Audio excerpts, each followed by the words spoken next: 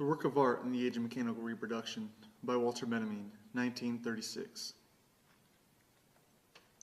Our fine arts were developed. Their types and uses were established in times very different from the present, by men whose power of action upon things was insignificant in comparison with ours. But the amazing growth of our techniques, the adaptability and precision they have attained, the ideas and habits they are creating, make it a certainty that profound changes are impending in the ancient craft of the beautiful. In all the arts, there is a physical component which can no longer be considered or treated as it used to be, which cannot remain unaffected by our modern knowledge and power. For the last 20 years, neither matter nor space nor time has been what it was from time immemorial. We must expect great innovations to transfer the entire technique of the arts, thereby affecting artistic invention itself and perhaps even bring about an amazing change in our very notion of art. Paul Valéry. Preface. When Marx undertook his critique of the capitalistic mode of production, this mode was in its infancy. Marx directed his efforts in such a way as to give them prognostic value. He went back to the basic conditions underlying capitalistic production and through his presentation showed what could be expected of capitalism in the future.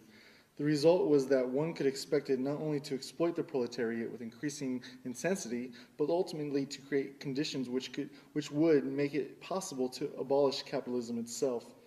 The transformation of the superstructure, which takes place far more slowly than that of the substructure, has taken more than half a century to manifest in all areas of culture the change in the conditions of production. Only today can it be indicated what form this has taken. Certain prognostic requirements should be met by these statements. However, theses about the art of the proletariat after its assumption of power or about the art of classless society would have less bearing on these demands than theses about the developmental tendencies of art under present conditions of production. Their dialectic is no less noticeable in the superstructure than in the economy. It would therefore be wrong to underestimate the value of such theses as a weapon. They brush aside a number of outmoded concepts, such as creativity and genius, eternal value, and mysterious concepts whose uncontrolled and at present most uncontrollable application would lead to the processing of data in the fascist sense.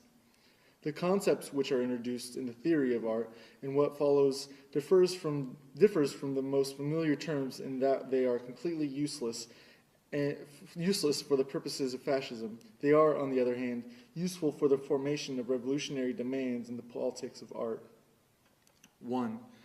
In principle, a work of art has always been reproducible. In principle, a work of art has always been reproducible. Man-made artifacts could always be imitated by men. Replicas were made by pupils in practice of their craft, by masters for diffusing their works, and finally by third parties in the pursuit of gain. Mechanical reproduction of a work of art, however, represents something new. Historically, it advanced intermittently and in leaps at long intervals, but with accelerated intensity. The Greeks knew only two procedures of technically reproducing works of art: founding and stamping. Bronzes, terracottas, and coins were the only artworks which they produced in quantity. All others were unique and could not be mechanically reproduced. With the woodcut, graphic art became mechanically reproducible for the first time, long before script became reproducible by print. The enormous change which printing, the mechanical reproduction of writing, has brought about in literature are a familiar story. However, within the phenomenon which we are here examining from the perspective of world history, print is merely a special, through particularly important case. During the Middle Ages, engraving and etching were added to the woodcut. At the beginning of the 19th century, lithograph made its appearance. With lithography, the technique of reproduction reached an essential new stage. This much more direct process was distinguished by the tracing of the design on a stone rather than its incision on a block of wood, or its etching on the copper plate, and permitted graphic art for the first time to put its products on the market, not only in large numbers as hitherto, but also in daily changing forms. Lithography enabled graphic art to illustrate everyday life, and it began to keep pace with printing, but only a few decades after its invention. Lithography was surpassed by photography. For the first time in the process of pictorial reproduction, photography freed the hand of the most important artistic functions which henceforth devolved only upon the eye looking into the lens. Since the eye perceived more swiftly than the hand can draw, the process of pictorial reproduction was accelerated so enormously that it could keep pace with speech. A film operator shooting a scene in the studio captures the image at the speed of the actor's speech. As lithography virtually implied the illustrated newspaper, so did photography foreshadow the sound film. The technical reproduction of sound was tackled at the end of the last century. These convergent endeavors made predictable a situation which Paul Valéry pointed up in his sentence. Just as water, gas, and electricity are brought into our houses from far off to satisfy our needs in response to a minimal effort, so we shall be supplied with visual or auditory images, which will appear and disappear at a simple movement of the hand, hardly more than a sign. Around 1900, technical reproduction had reached a standard that not only permitted it to reproduce all transmitted works of art, and thus to cause the most profound change in their impact upon the public, it also had captured a place of its own among the artistic processes. For the study of this standard, nothing is more revealing than the nature of the repercussions that these two different manifestations, the reproduction of work of art and the art of the film, have had on art in its traditional form. 2. Even the most perfect reproduction of a work of art is lacking in one element, its presence in time and space, its unique existence at the place where it happens to be.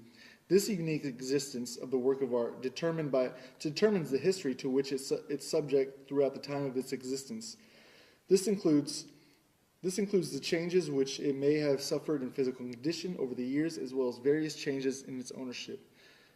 The traces of the first can be revealed only by chemical or physical analysis, which is impossible to perform on reproduction. Changes of ownership are subject to a tradition which must be traced from its situation of the original, The presence of the original is the prerequisite to the concept of authenticity.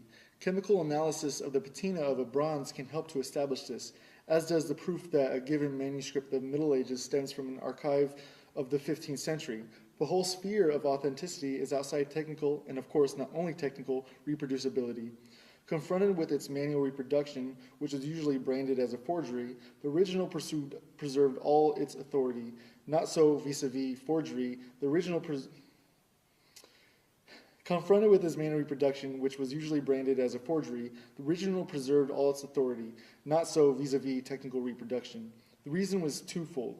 First, process reproduction is more independent of the original than manual reproduction. For example, in photography, process reproduction can bring out those aspects of the original that are unattainable to the naked eye, yet accessible to the lens, which is adjustable and chooses its angle at will.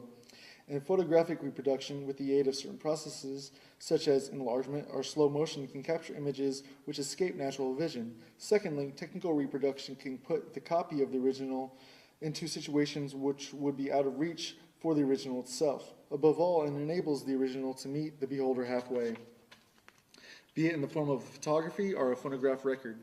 The cathedral leaves its locale to be received in the studio of a lover of art. The choral production, performed in the auditorium or in the open air, resounds in the drawing room. The situations into which the product of mechanical reproduction can be brought may not touch the actual work of art, yet the quality of its presence is always depreciated. This holds not only for the artwork, but also, for instance, for a landscape which passes in review before the spectator in a movie. In the case of the art object, a most sensitive nucleus, namely its authenticity, is interfered with, whereas no natural object is vulnerable on that score. The authenticity of a thing is the essence of all that is transmittable from its beginning, ranging from its substantive duration. The authority of a thing is the essence of all that is transmittable from its beginning, ranging from its substantive duration to its testimony to the history which it has experienced. Since the historical testimony rests on its authenticity, the former, too, is jeopardized by reproduction when substantive duration ceases to matter. And what is really jeopardized when the historical testimony is affected is the authority of the object. One might subsume the elimination element in the term aura. One might subsume the eliminated element in the term aura and go on to say that which withers in the age of mechanical reproduction is the aura of the work of art. This is the symptomatic process whose significance points beyond the realm of art. One might generalize by saying the technique of reproduction detaches a reproduced object from the domain of tradition. By making many reproductions, it substitutes a plurality of copies for a unique existence, and in permitting the reproduction to meet the beholder or listener in his own particular situation, it reactivates the object reproduced. These two processes lead to a tremendous shattering of tradition, which is the obverse of the contemporary crisis and renewal of mankind. Both processes are intimately connected with the contemporary mass movements. Their most powerful agent is film. Its social significance, particularly in its most positive form, is inconceivable without its destruction, cathartic aspect, that is, the liquidation of the traditional value of the cultural heritage. This phenomenon is most palpable in the great historical films.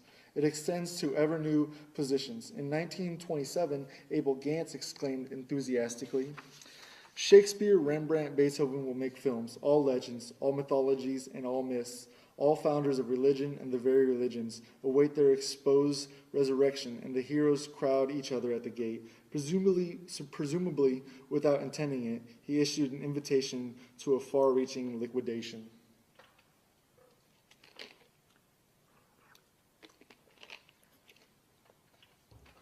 Three, during long periods of history, the mode of human sense perception changes with humanity's entire mode of existence. The manner in which human sense perception is organized, the medium in which it is accomplished, is determined not by the nature but by historical circumstances as well.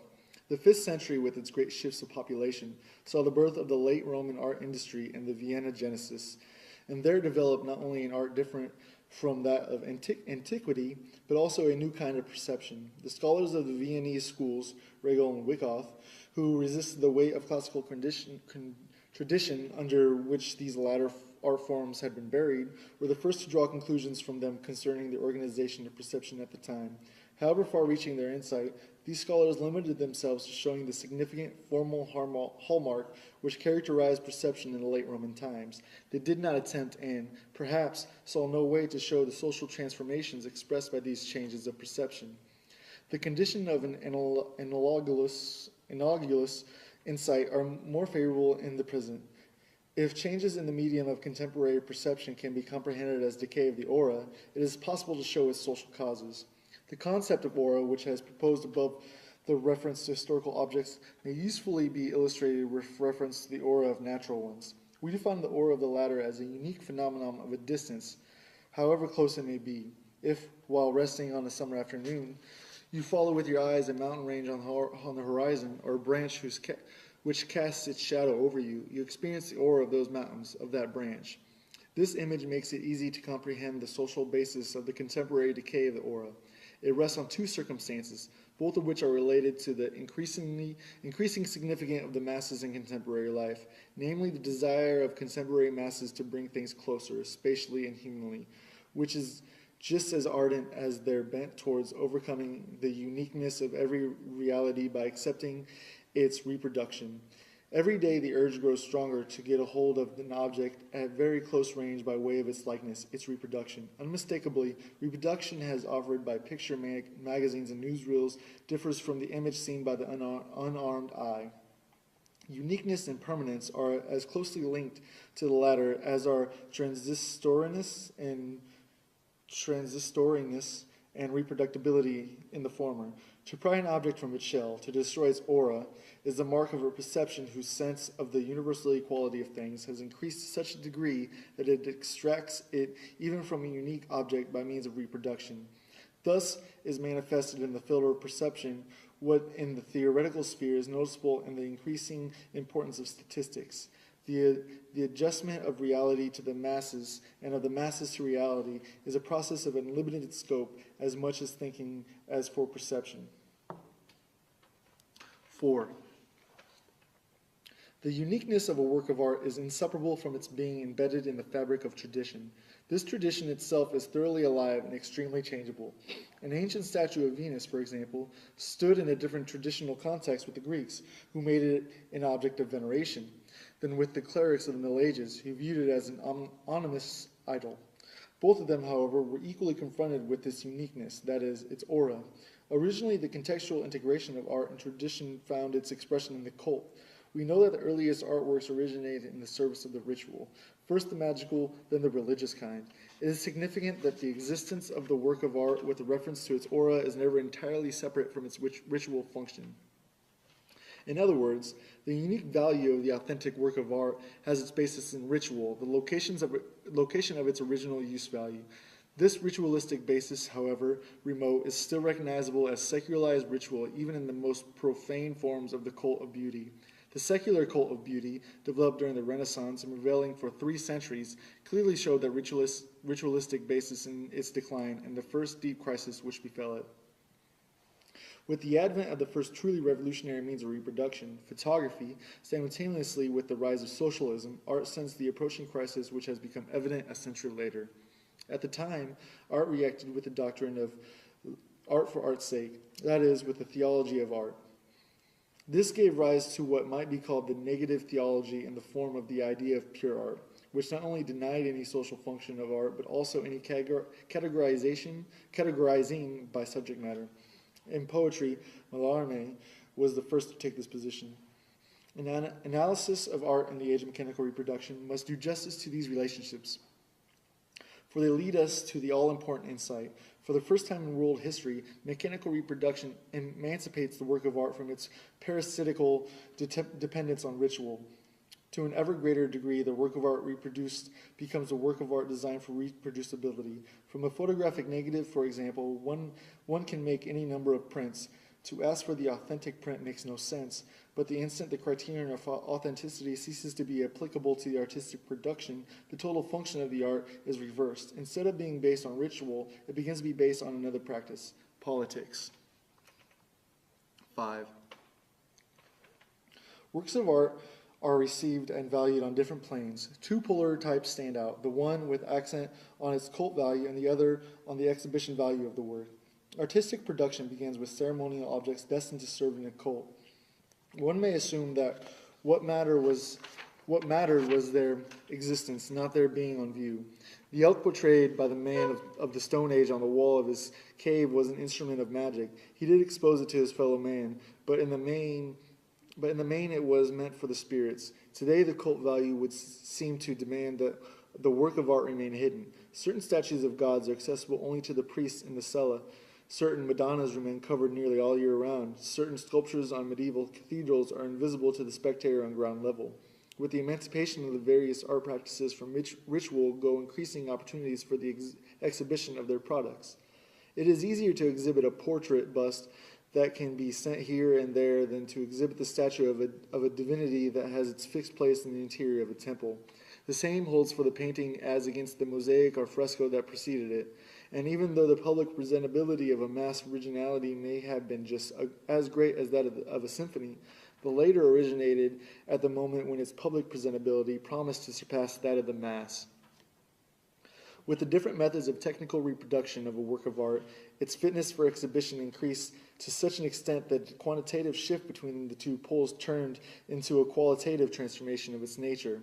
This is comparable to the situation of the work of art in prehistoric times when, by the absolute emphasis on its cult value, it was, first and foremost, an instrument of magic. Only later did it come to be recognized as a work of art. In the same way today, by the absolute emphasis on its exhibition value to the work of art becomes creation with entirely new functions, among which the one we are conscious of, the artistic function, later may be recognized as incidental. This much is certain. Today, photography and film are the most serviceable exemplifications of this new function. 6. In photography, exhibition value begins to displace cult value all along the line. The cult value does not give way without resistance. It retires into the ultimate retrenchment, the human countenance. It is no accident that the portrait was the focal point of early photography. The cult of remembrance of loved ones, absent or dead, offers a last refuge for the cult value of the picture. For the last time, an aura emanates from the early photographs into the fleeting expressions of a human face. This is what constitutes their melancholy, incomparable beauty. But as man withdraws from the photographic image, the exhibition value for the first time shows its superiority to the ritual value. To have pinpointed this new stage constitutes the incomparable significance of Atget, who around 1900 took photographs of deserted Paris streets. It has quite justly been said of him that he photographed them like scenes of crime. The scene of a crime, too, is deserted. It is photographed for the purpose of establishing evidence. With Atget, photographs became standard evidence for historical occurrences and acquired a hidden political significance. They demand a specific kind of approach. Free-floating contemplation is not appropriated to them. They stir the viewer. He feels challenged by them in a new way. At the same time, picture magazines begin to put up signposts for him. Right ones or wrong ones, no matter. For the first time, captions have become obligatory, and it is clear that they have an altogether different character than the title of a painting. The directives which the caption give to those looking at pictures in illustrated magazines soon became even more explicit and more imperative in the film, where the meaning of each single picture appears to be prescribed by the sequence of all preceding ones. 7. The 19th century dispute as to the artistic value of painting versus photography today seems devious and confused. This does not diminish its importance. However, if anything, it underlines it. The dispute was in fact the symptom of a historical transformation, the universal impact of which was not realized by either of the rivals. When the age of mechanical reproduction separated art from its basis and cult, the semblance of its autonomy disappeared forever. The resulting change in the function of art transcended the perspective of the century. For a long time, it even escaped that of the 20th century, which experienced the development of the film. Earlier, much futile thought had been devoted to the question of whether photography is an art. The primary question, whether the very invention of photography had not transformed the entire nature of art, was not raised. Soon, the film theoreticians asked the same ill-considered question with regard to film. But the difficulties with which photography caused traditional aesthetics were mere child's play as compared to those raised by the film. Whence the insensitive and forced character of early theories of the film. Abel Gance, for instance, compares the film with hieroglyphics. Here, by a remarkable regression, we have come back to the level of expression of the Egyptians. Pictorial language has not yet matured because our eyes have not yet adjusted to it. There is yet insufficient respect for insufficient cult of what is expressed.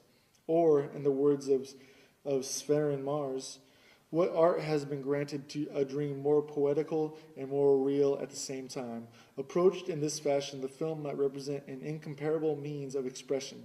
Only the most high-minded persons, in the most perfect and mysterious moments of their lives, should be allowed to enter its ambience. Alexander Arnault concludes his fantasy about the silent film with the question, do not all the bold descriptions we have given amount to the definition of prayer? It is instructive to note how their desire to class the film among the arts forces these theoreticians to read ritual elements into it with a striking lack of discretion. Yet when these speculations were published, films like L'Opinion Publique and The Gold Rush have already appeared. This, however, did not keep Abel Gance from adducing hieroglyphics for purposes of comparison, nor Severin Mars from speaking of the film as one might speak of paintings by Fra Angelico. Characteristically, even today, ultra-reactionary authors give the film a similar contextual significance, if not an outright sacred one, then at least a supernatural one. Commenting on Marx Reinhold's film version of A Midnight Summer's Dream, Werfel states that undoubtedly it was the sterile copying of the exterior world with its streets, interiors, railroad stations, restaurants, motorcars, and beaches, which until now had obstructed the elevation of the film to the realm of art. The film has not yet realized its true meaning, its real possibilities. These consist in the unique faculty to express by natural means, and with incomparable persuasiveness, all that is fairy-like, marvelous, supernatural.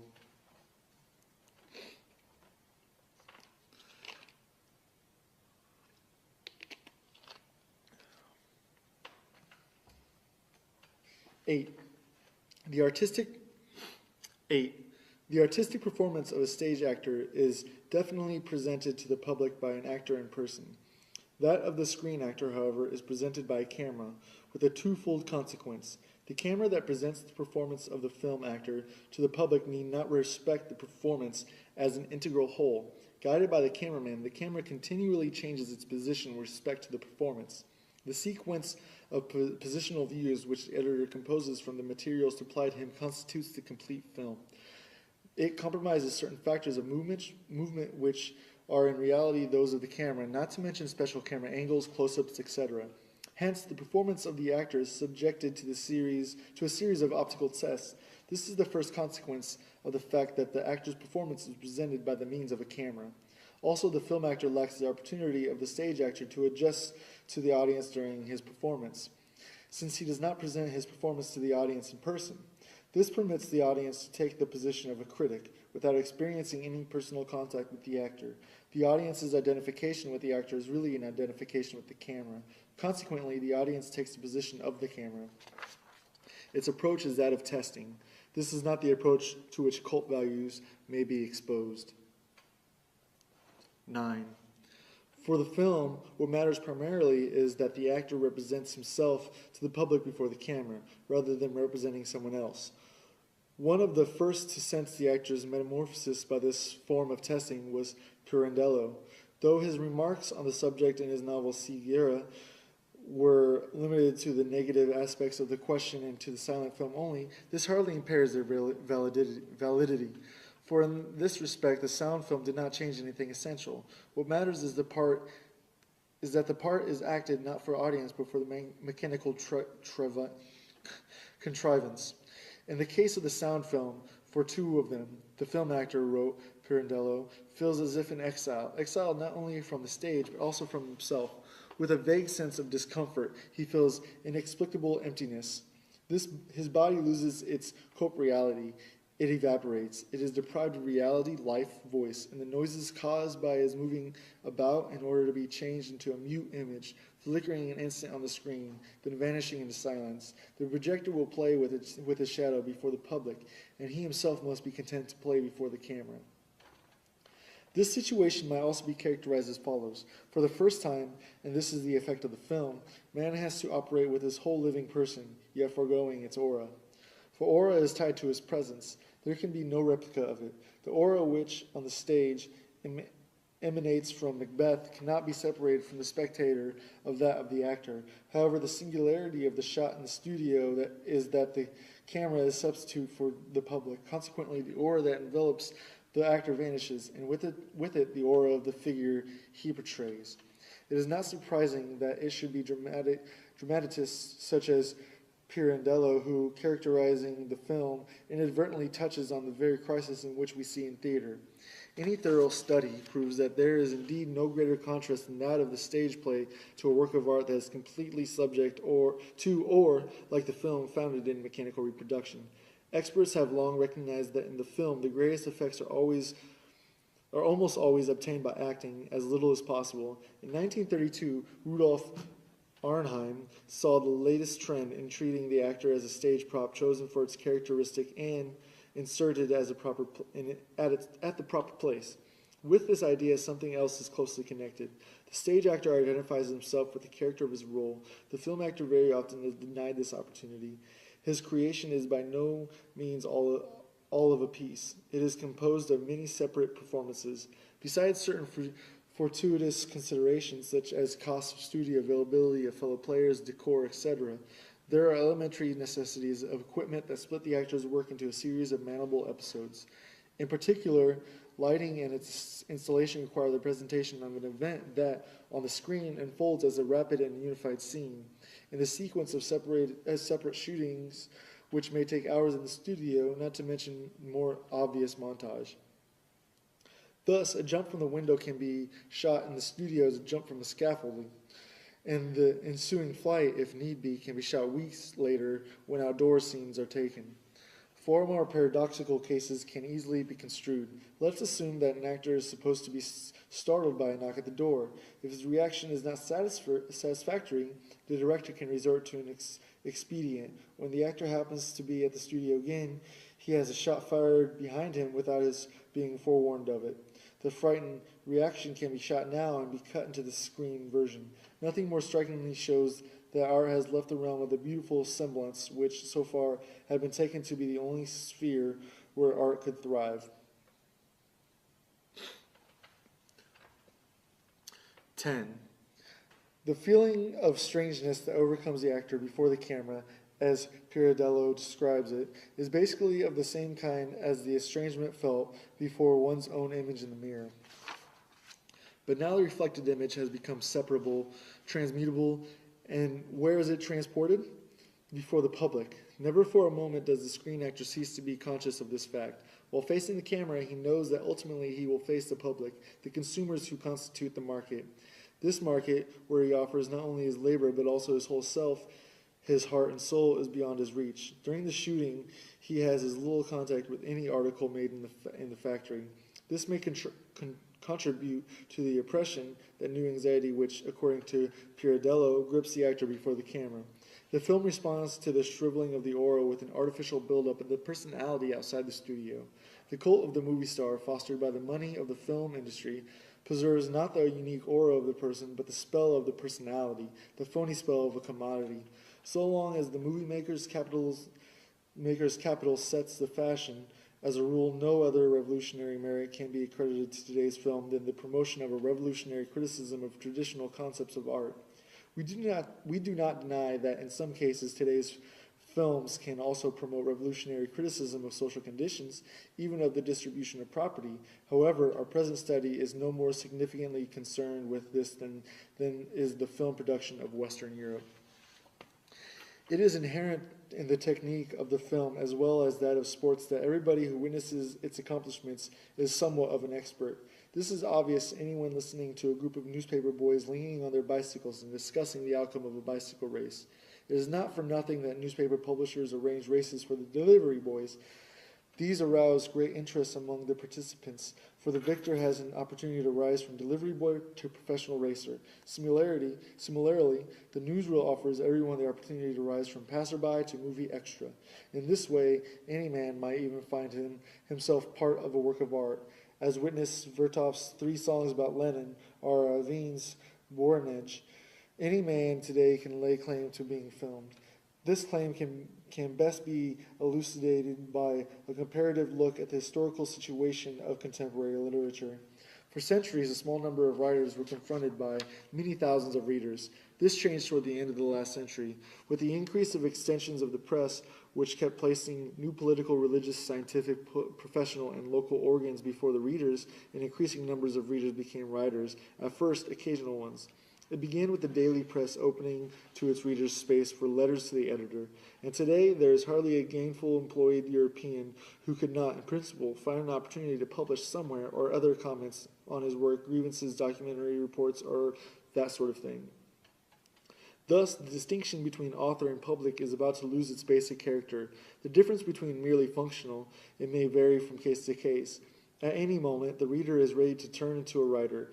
As expert, which he had to become willy-nilly in an extremely specialized work process, even if only in some minor respect, the reader gains access to authorship. In the Soviet Union, work itself is given a voice. To present it verbally is part of a man's ability to perform the work. Literary license is now founded on polytechnic rather than the specialized training and thus become common property. All this can be easily applied to the film, where transitions that in literature took centuries have come about in a decade. In cinematic practice, particularly in Russia, this changeover has partially become established reality. Some of the players whom we meet in Russia films are not actors in our sense, but people who portray themselves, and primarily in their own work process. In Western Europe, the capitalistic exploitation of the film denies consideration to modern man's legitimate claim to being reproduced. Under these circumstances, the film industry is trying hard to spur the interest of the masses through illusion-promoting spectacles and dubious speculations. 11. The shooting of a film, especially of a sound film, affords a spectacle unimagined anywhere and any time before this. It presents a process in which it is impossible to assign to a spectator a viewpoint which would exclude from the actual scene such extraneous accessories as camera equipment, lighting machinery, staff assistants, etc., unless his eye were on a line parallel with the lens. This circumstance, more than any other, renders superficial and insignificant any possible similarity between a scene in the studio and one on stage. In the theater, one is well aware of the place from which the play cannot immediately be detected as illusionary.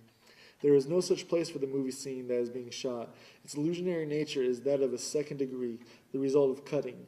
That is to say, in the studio, the mechanical equipment has penetrated so deeply into reality that its pure aspect, freed from the foreign substance of equipment, is the result of a special procedure, namely the shooting by the specially adjusted camera and the mounting of the shot together with other similar ones. The equipment-free aspect of reality here has become the height of artifice. The site of immediate reality has become an orchard in the land of technology. Even more revealing is the comparison of these circumstances, which differ so much from those of the theater, with the situation in painting.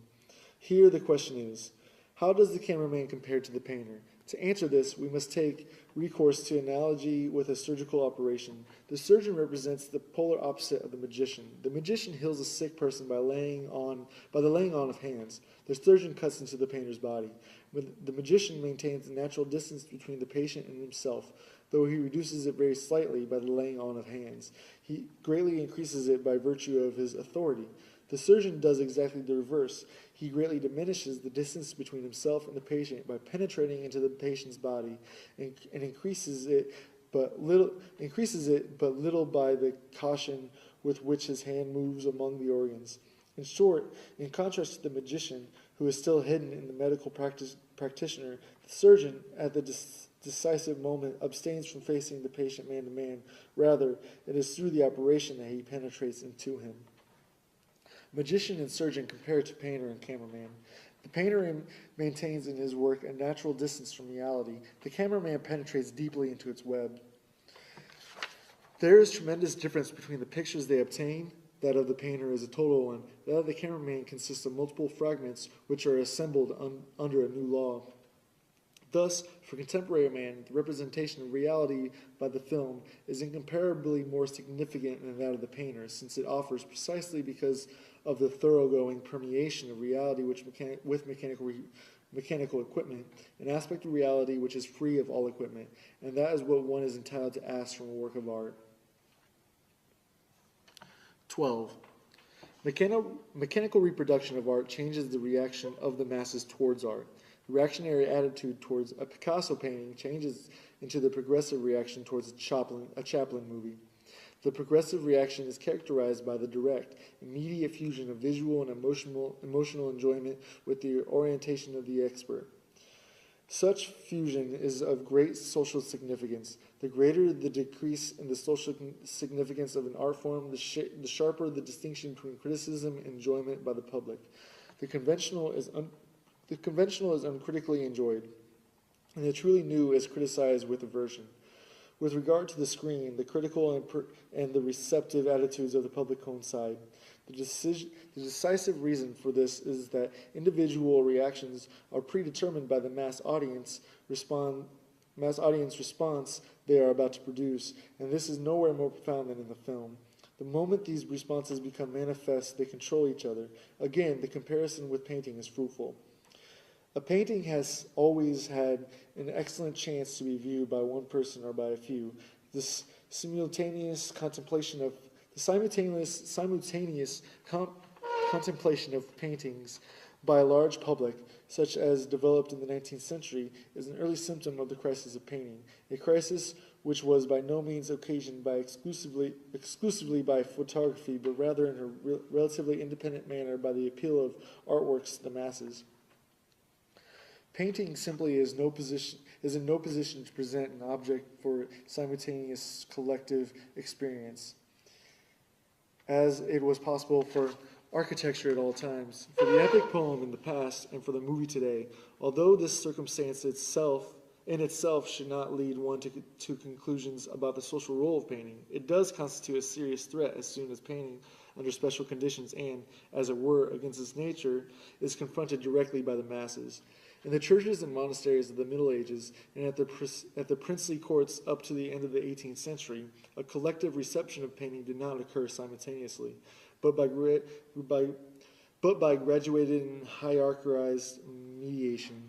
The change that has come about is an expression of the particular conflict in which painting was implicated by the mechanical reproducibility of painting.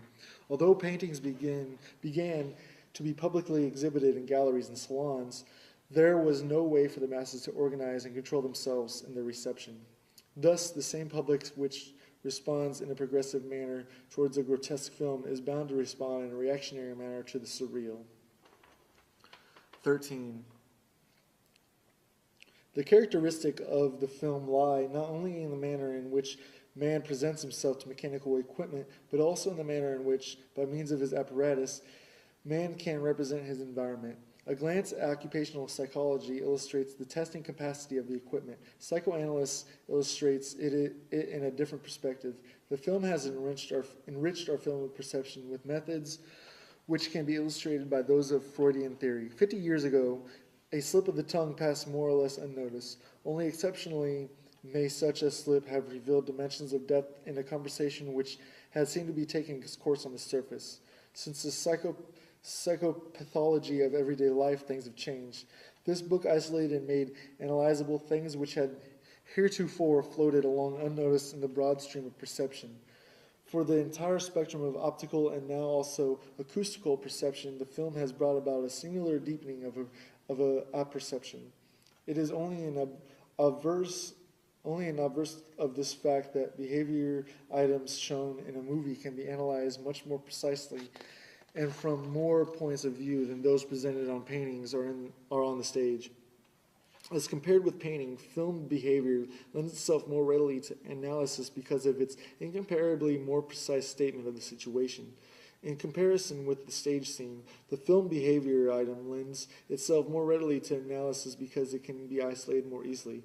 This circumstance derives its chief importance from its tendency to promote a mutual penetration of art and science. Actually, of a screen behavior item which is neatly brought out in a certain situation, like a muscle of a body, it is difficult to say which is more fascinating, its artistic value or its value for science. To demonstrate the identity of the artistic and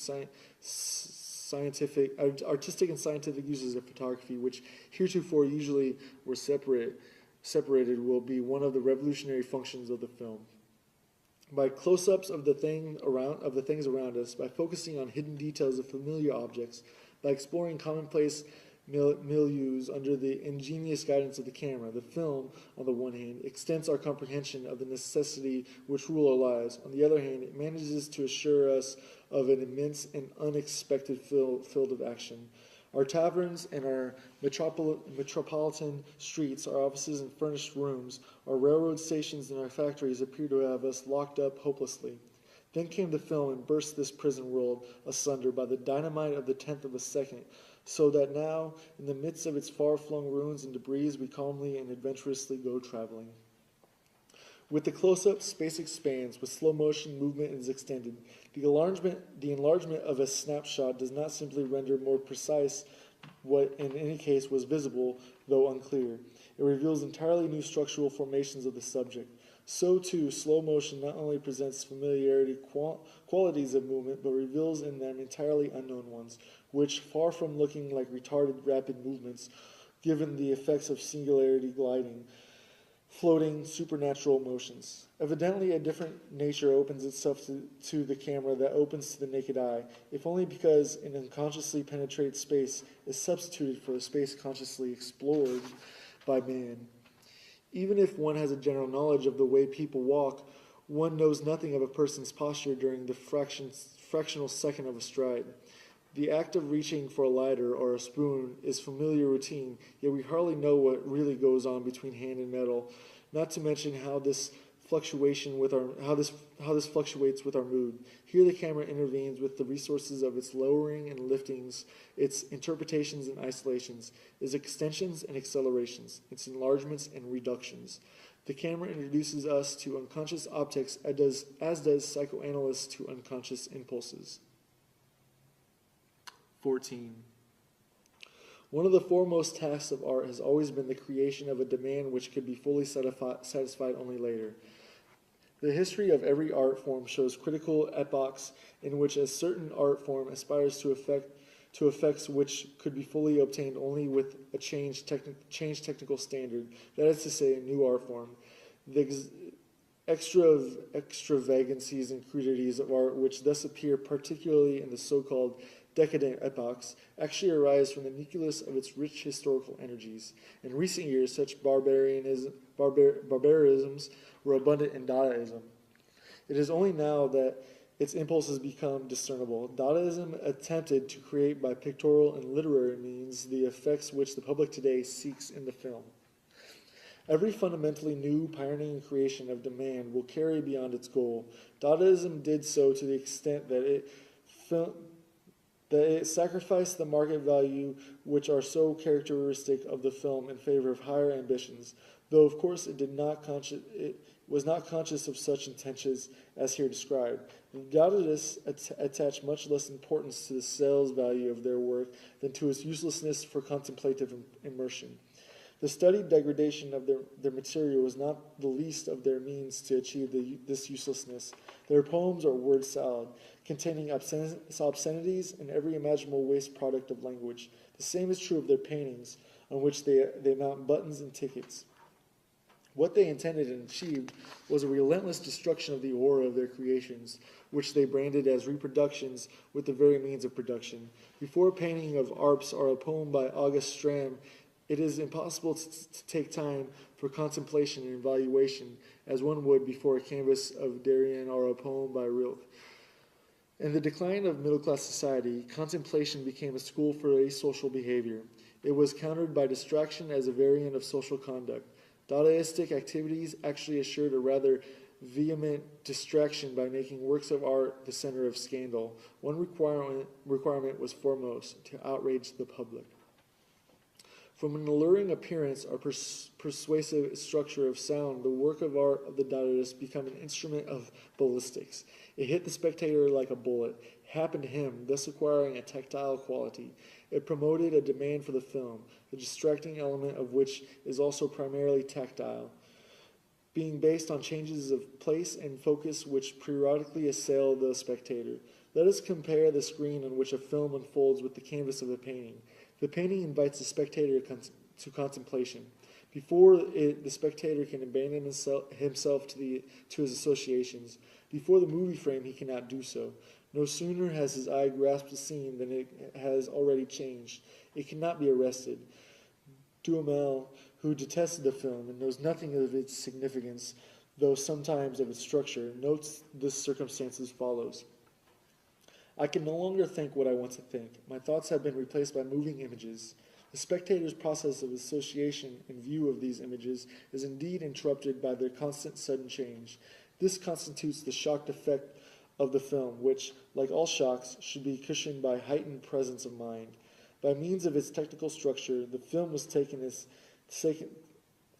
physical shock effect out of the wrappers in which Dadaism had, as it were, kept it inside the moral shock effect.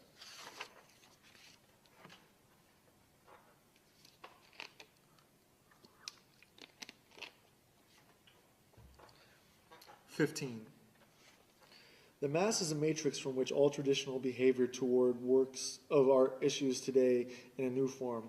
Quantity has been transmuted into quality.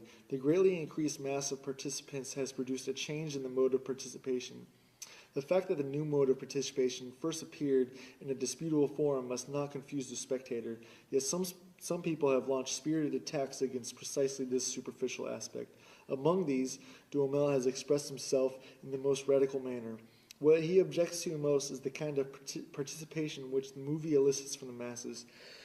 Duhamel calls the movie a pastime for helots, a diversion for the uneducated, wretched, worn-out creatures who are consumed by their worries, a spectacle which requires no concentration and proposes no intelligence, which kindles no light in the heart and awakens no hope other than the ridiculous one of someday becoming a star in Los Angeles. Clearly, this is at bottom the same ancient lament that the masses seek distraction, whereas art demands concentration from the spectator. That is a commonplace. The question remains whether it provides a platform for the analysis of the film. A closer look is needed here. Distraction and concentration form polar opposites, which may be stated as follows. A man who concentrates before a work of art is absorbed by it. He enters into this work of art the way legend tells of the Chinese painter when he reviewed his finished painting.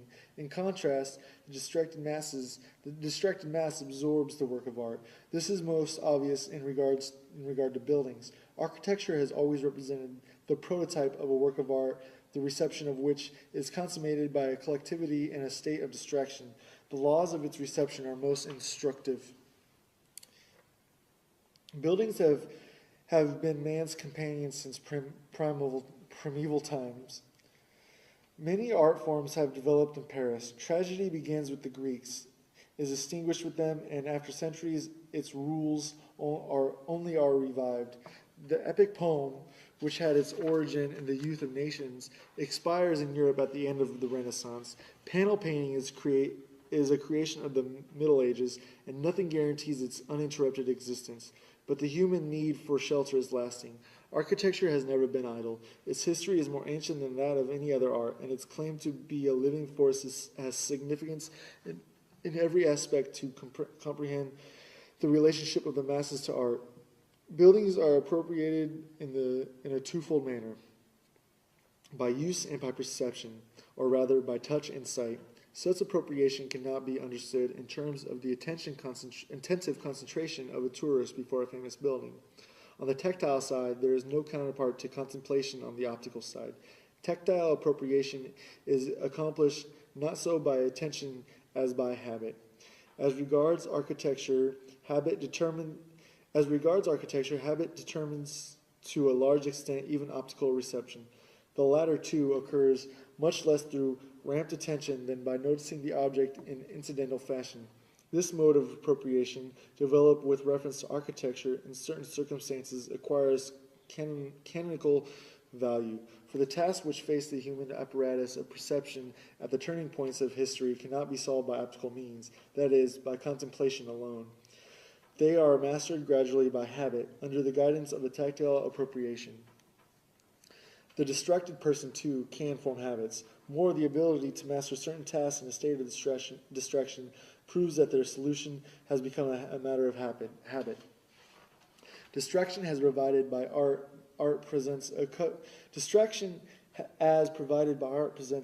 control of the extent to which new tasks have become soluble by appreciation.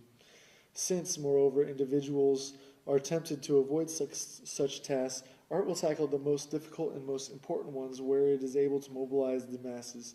Today it does so in the film. Reception in a state of distraction, which is increasing noticeably in all fields of art and is symptomatic of profound changes in apperception, finds in the film its true means of exercise. The film, with its shock effect, meets this mode of reception halfway. The film makes the cult value recede into the background, not only by putting the public in the position of the critic, but also by the fact that at the movies, this position requires no attention. The public is an examiner, but an absent-minded one.